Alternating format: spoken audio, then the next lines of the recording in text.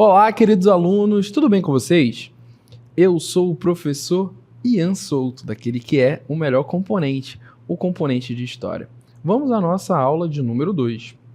Objeto de conhecimento. Relações de poder entre os Estados-nações no contexto geopolítico contemporâneo. Compreensão dos processos de ocupação e formação de territórios, territorialidades, fronteiras e redes de comunicação e interação no mundo globalizado. Conflitos e disputas sociais, étnicas, culturais, econômicas, ambientais e políticas entre grupos populacionais em diferentes espaços. Detalhamento. O processo de industrialização e o movimento operário. E nesse momento você se organiza, separa aí suas canetinhas coloridas, né? Tome nota dos pontos importantes. Vamos à aula.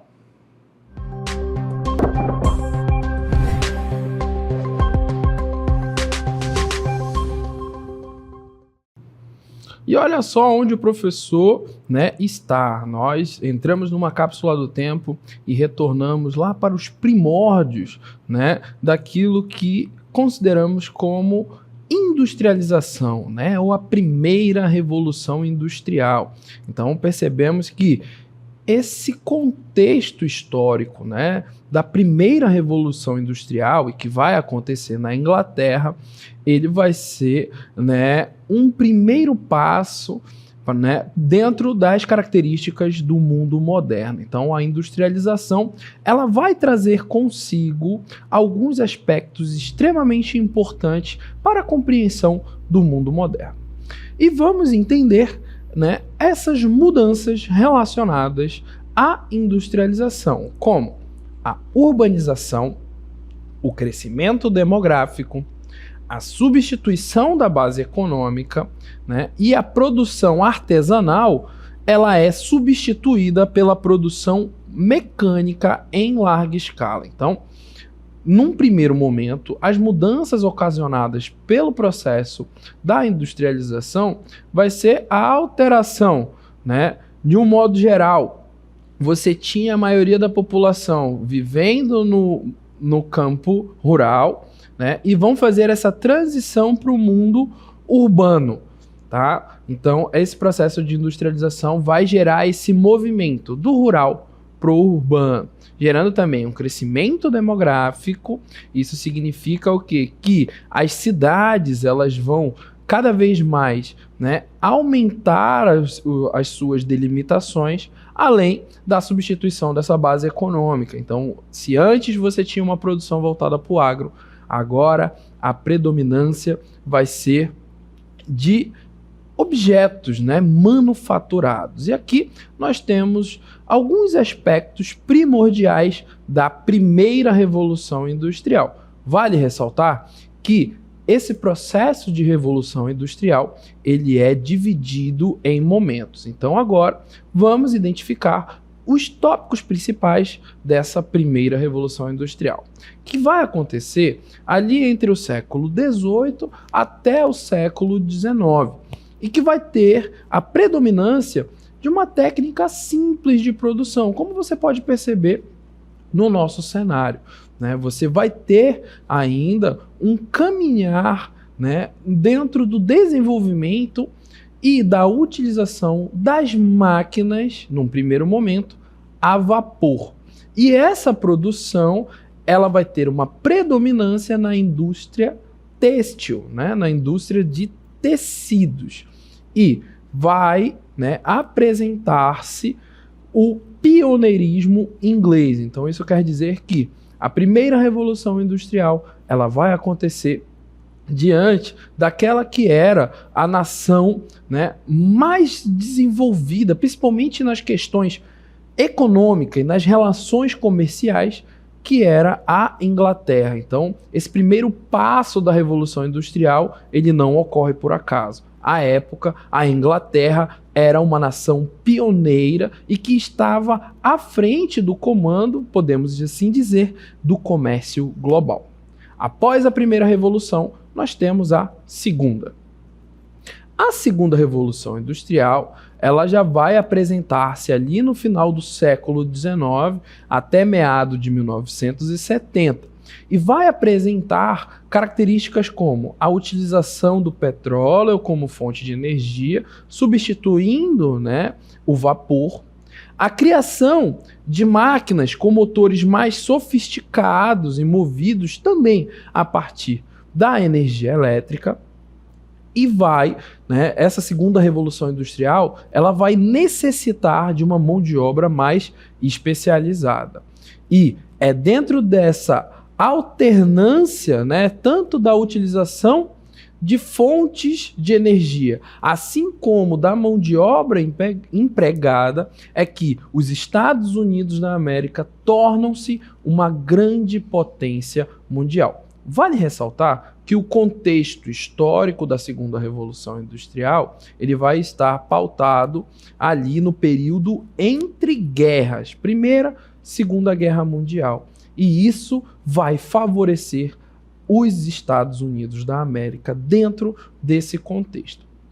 Além da predominância da indústria automobilística, siderúrgica, metalúrgica e petroquímica. Então você percebe que na segunda revolução industrial você tem também a alteração, né, dos destinos que vão ser alocados nessa produção industrial. Então, se num primeiro momento era para a indústria têxtil, nesse segundo momento você vai ter principalmente a indústria automobilística e siderúrgica, né, tomando a frente das produções. Além da primeira e da segunda, nós temos também a terceira revolução industrial, que está muito mais próxima, né, do que vivemos atualmente. Ela está caracterizada entre 1970 até os dias atuais. Ela se inicia nos Estados Unidos, seguido pelos países como Japão, Alemanha, e que vai ter uma predominância de indústrias altamente sofisticadas, como as de telecomunicações, informática, robótica, química fina, biotecnologia e microeletrônica. E como é que funciona a força de trabalho? A força de trabalho, ela é extremamente qualificada, né? Então você percebe que com a alteração dos ciclos, né, das revoluções, você também tem a alteração da mão de obra empregada e também dos fins dessas produções.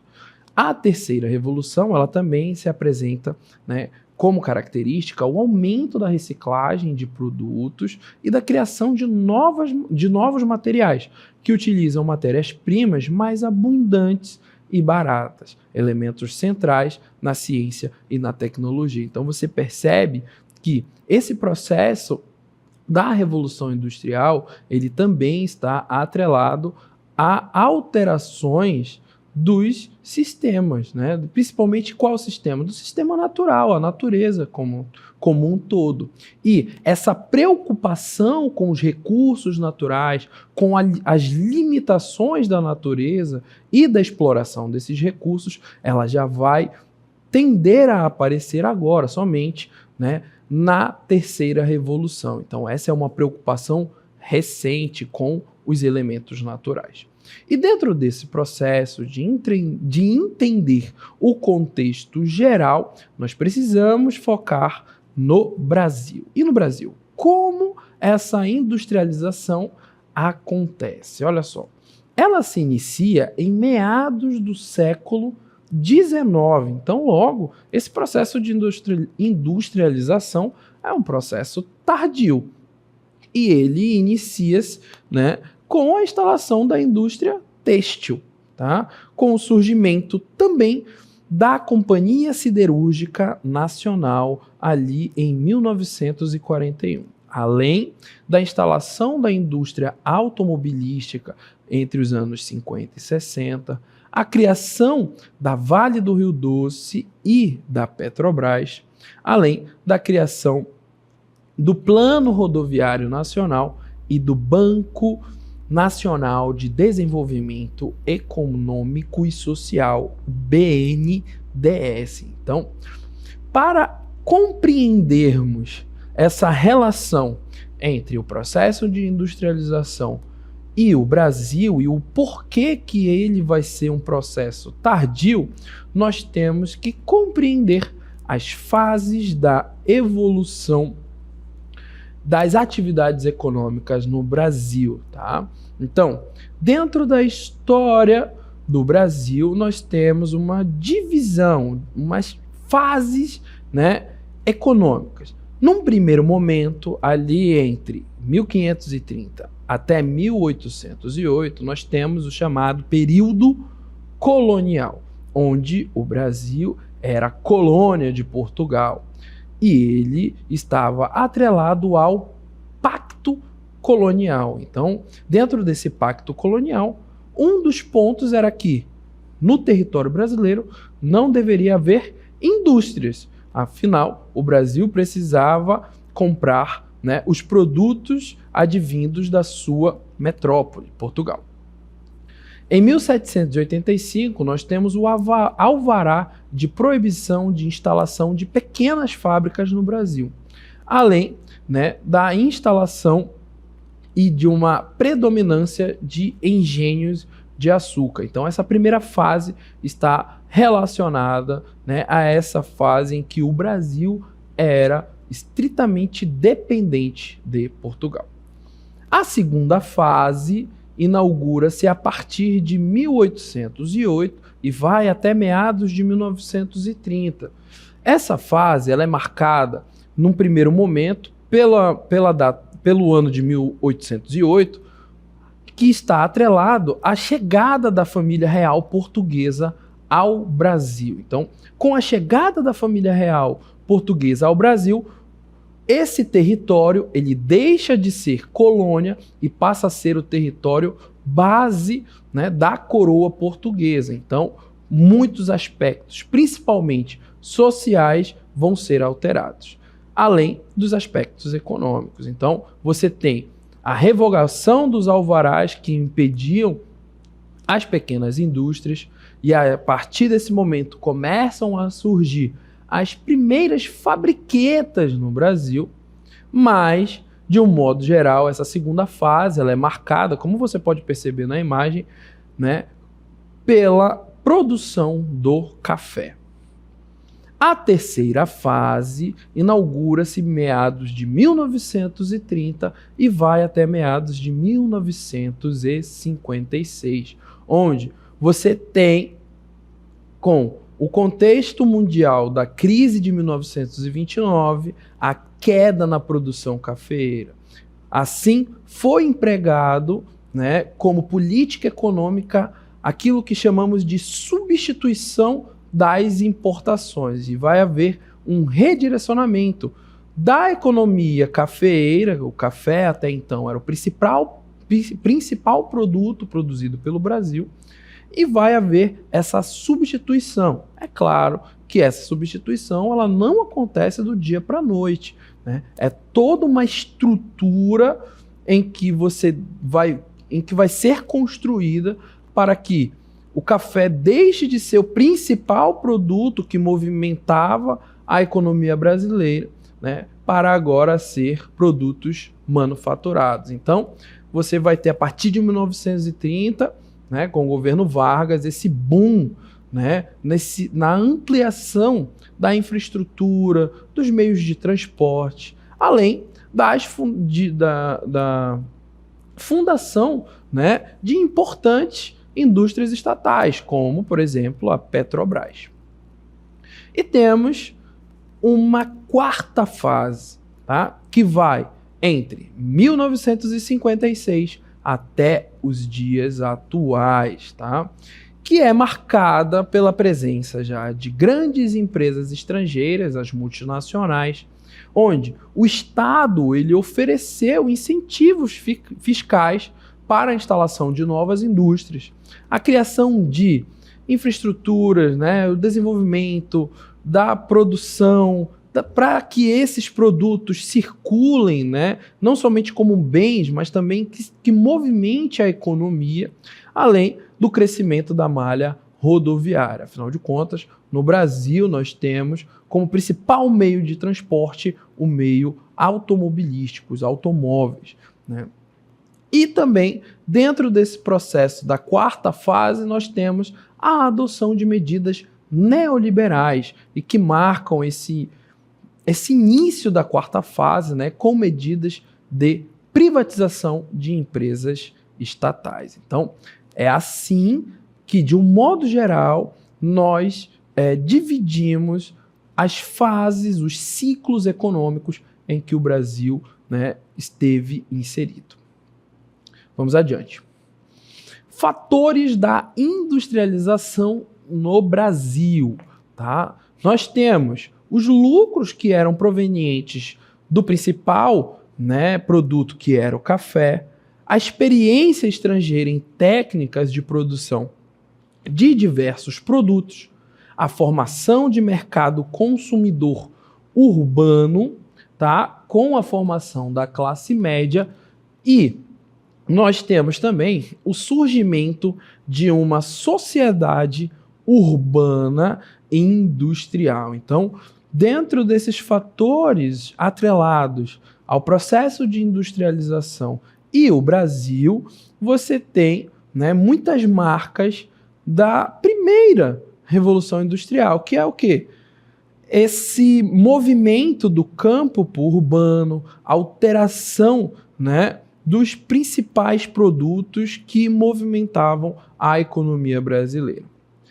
E dentro da compreensão desse processo da industrialização, nós temos que estar atentos ao movimento operário. Afinal de contas, nenhuma indústria funciona sem a mão, né, de obra, sem a força humana que movimente os maquinários, as programações, os softwares. Então, dentro de você compreender toda e qualquer fato histórico, você também precisa analisar a questão social. Então, dentro da análise do processo de industrialização, nós temos que olhar para o movimento operário, que vai se caracterizar, né, com o objetivo de lutar em prol, né, de direitos que, nos dias atuais, são direitos basilares e até comuns, mas que só surgiram através do movimento operário, né? Em um primeiro momento, lá na Inglaterra, como, por exemplo, o ludismo e o cartismo, tá?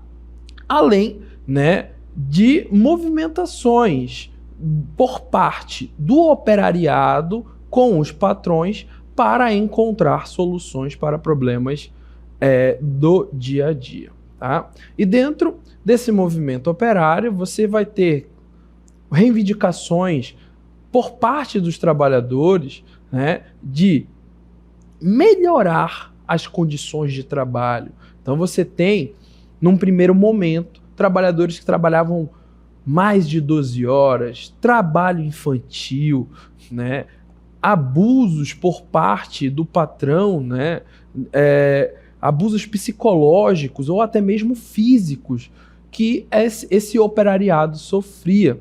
Então, dentro desse processo, esses trabalhadores vão se unir e lutar, reivindicar por melhorias e por leis, né, que melhorassem as condições do trabalho, tá? E esse movimento operário, ele vai ter características gerais e no Brasil ele vai ter também características comuns. Vamos lá, dar uma olhadinha no movimento operário no Brasil. Olha só, ele origina-se com a industrialização no Brasil no final do século XIX, e aqui a gente pode perceber, né, na nossa tela o logotipo da Confederação Operária, o COB, tá?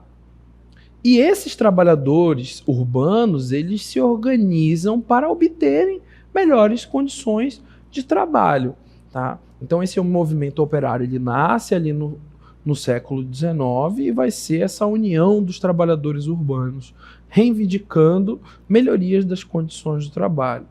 A urbanização e a industrialização, elas foram catalisadoras para a formação de uma classe trabalhadora mais consciente, né, de seus direitos e disposta a lutar por melhorias. Então aí você começa a perceber que a classe trabalhadora, ela começa a reivindicar por muitos direitos que foram adquiridos, né, e que hoje parecem ser normais, comuns, mas eles, né, têm a origem na luta de fato, né, na caminhada pela conscientização dessa classe trabalhadora.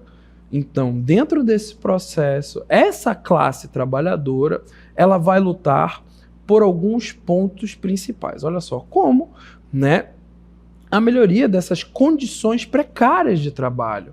Então, as ideias de justiça, igualdade, advindas principalmente do pensamento socialista, né, e também do pensamento anarquista, elas influenciaram essa formação dos sindicatos e dos movimentos operários. Vale ressaltar que nesse período do final do século XIX, você vai ter um impulsionamento por parte do Estado brasileiro em trazer mão de obra europeia, né, ou dita qualificada, para trabalhar nas indústrias brasileiras. E por muitas das vezes, né, esses europeus, eles traziam consigo noções do socialismo, do anarquismo. Então, a vinda dessa mão de obra europeia, né, ela também traz consigo, além da mão de obra um pouco mais qualificada, também uma consciência de classe trabalhadora, uma consciência do operariado. Afinal, na Europa você já tinha esse processo de industrialização muito mais avançado. Além, né, dessa influência das ideias socialistas e anarquistas, nós temos o processo de urbanização, né, o crescimento das cidades, a concentração de trabalhadores em áreas urbanas e que também facilitou essa organização. Dando continuidade, nós temos objetivos. Vamos verificar agora os objetivos, né, do movimento operário brasileiro. A redução da jornada de trabalho, tá, que por muitas das vezes ultrapassava 12 horas, né, diárias, melhores condições de trabalho, como locais de trabalho mais seguros e saudáveis, combate ao trabalho infantil e implementação de normas de segurança. Dentro desse processo, você tem, né, esses principais objetivos, tá, do movimento operário brasileiro, além dos direitos trabalhistas e sindicalização. Tá? O reconhecimento. O que seria essa sindicalização? É o reconhecimento legal dos sindicatos, o direito à greve, a negociação coletiva e também a participação política, a busca pela representação e influência nas decisões governamentais. E aí você percebe o quanto que a tomada de consciência por parte dessa classe tão importante para a sociedade, ela passa a ser associada à baderna, à destruição, pois, por muitas das vezes, o patrão, né, o empresariado, ele não quer ceder esses direitos, ele não quer ceder esses avanços. E que, por muitas das vezes, né, utiliza-se a mídia, as grandes mídias de comunicação para manipular a opinião pública a respeito dessa classe e desses movimentos, mas que são extremamente importantes para os direitos adquiridos, que inclusive está em voga atualmente. Então, a CLT, né, nós temos ali as leis trabalhistas, por muitas das vezes não, ela foi conquistada através da luta do operariado, através da tomada de consciência dessa grande massa tão importante para o aspecto econômico e social. Então, além dos objetivos, vamos para as características do movimento operário brasileiro. Nós temos a pluralidade ideológica, diversidade de correntes, né, socialistas, anarquistas, comunistas, a atuação sindical, né, a negociação de melhores condições de trabalho e representação política, greves, manifestações. E dentro de todo esse aspecto de luta, é claro que o Estado vai agir como? Com repressão. Então, dentro desse processo, né, de construção do movimento operário brasileiro, você tem a repressão estatal, né, e o governo que vai ter destaque é o governo do Estado Novo de Getúlio Vargas, tá, que reprimiu duramente as atividades sindicais e os opositores políticos. E dentro, né, desse processo de repressão, não somente do governo Vargas, mas de governos anteriores, lembremos aí que 1917 são os primeiros passos daquilo que era chamada a República Brasileira. Vai acontecer ali em 1917 a greve geral lá em São Paulo. E olha só, esse ano é um ano importante não somente para o Brasil, mas para o mundo. Afinal de contas, lá na Rússia estava acontecendo a Revolução Russa. Então, nada é por acaso, tudo estava conectado. E é essas conexões que você, aluno do ensino médio, tem que fazer. Afinal de contas, o que estava acontecendo no mundo e o que estava acontecendo no Brasil? E aí você percebe que a greve geral de 1917 ela vai ter, né, essa reação contra a repressão por parte do Estado, tá bom? E você vai ter como liderança desse movimento da greve geral de 1917 militantes italianos, né? Um militante italiano que vai se destacar, que vai ser o Arturo Labriola, e outros ativistas locais. Então, dentro desse processo, você percebe que o fato, né, dos ideais que já eram difundidos na Europa, elas chegam ao Brasil a partir, né, desse contato com o trabalhador europeu, tá? Então a greve de 1917 ela vai ser um ponto muito marcante nessa luta, né, pela reivindicação de melhores condições de trabalho e que vai caracterizar, né, esse movimento operário brasileiro. Além, né, desse processo, nós temos o quê? As consequências desse movimento operário brasileiro. Tá? Então vamos lá, as consequências.